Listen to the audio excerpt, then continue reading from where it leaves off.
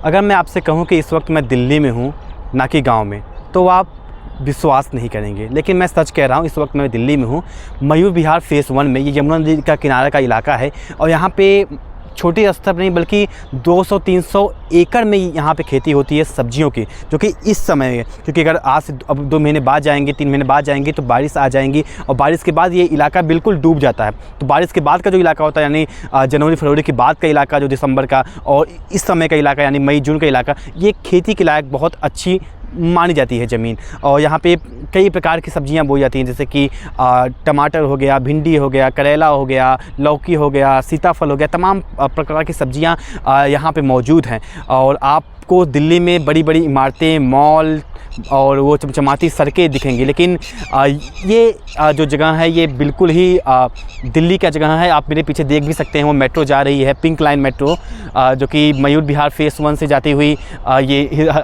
निज़ामुद्दीन जाएगी।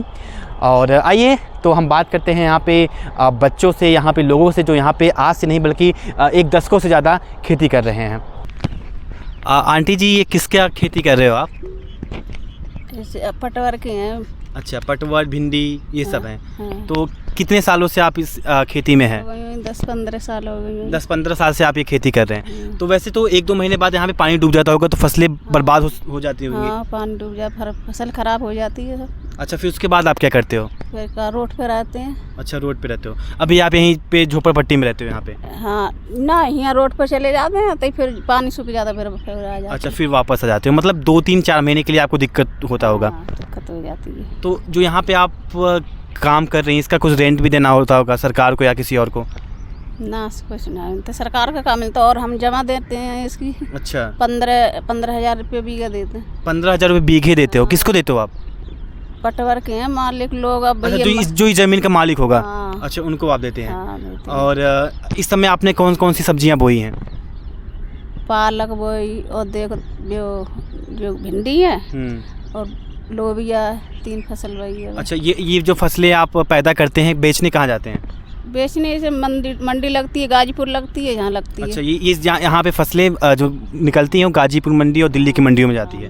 बेचते। तो यहाँ पे बहुत बड़े स्तर पे खेती हो रहा है, मुझे लग रहा है 100-200 एकड़ में सभी का यहीं पे जाता है। बढ़िया तो हो रही है। हाँ। अब खबर है सरकारी जोत गई है, तभी तो पानी ना लगो, अयन तोड़ गए हैं सब। अच्छा। हाँ, तभी तो अब यहाँ पर अब जो फसल सूख रही है तोड़ रहे हैं, बीज वालर के ही पैसे आ जाएंगे तो जैसे। हाँ, और लेकिन जब बारिश आती होगी तो ये सब फसलें बर्बाद हो जाती होंगी। बर्बाद हो जाती है, पानी भर जाते हैं तो कैदी बेकार हो जाती है। और फिर दोबारा आप खेती करने कब आते हो? तो फिर आ जाते हैं, जैसे महीना बाद जैसे सूख जाती है तो आ जाते हैं। अच्छा, जैसे सूख गए से सितंबर अक्टूबर के महीने में, दिसंबर अक्सर कर ठंडियों में तो आ जाते हैं। ठंडियों में फिर अलग फसलें बोते हैं आप? वो फिर गोभी होती है। हाँ, और 15 साल से आप यहाँ पे हैं, ये खेती कर रहे हो? हाँ, खेती कर रहे हैं। बच्चे पढ़ाने की खातर पढ़ रहे हैं, क्या कर रहे हैं, यहाँ पर गुजारा कर रहे हैं। अच्छा, तो अच्छा लगता होगा ना। आप एक तो अब आप वैसे कहाँ से हैं? है तो इधर जिला बदायूं की। अच्छा, उत्तर प्रदेश से हैं।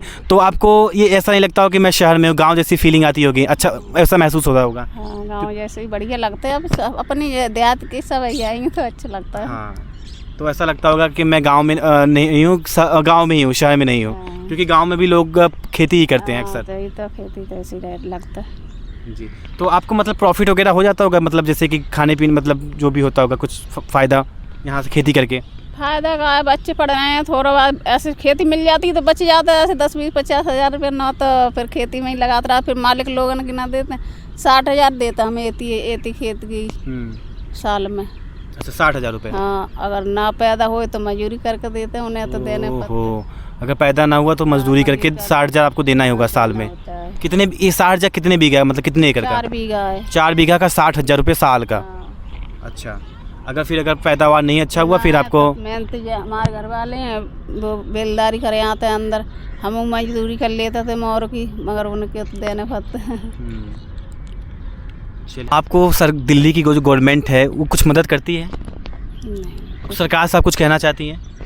कुछ भी ना करते हैं, इतने कभी रोड पर पहुंच जाते हैं, कभी खाना आ जाता है, कभी कभी और। अच्छा। तो कुछ मदद नहीं है, मतलब सरकार से आपको मदद नहीं मिल रही है।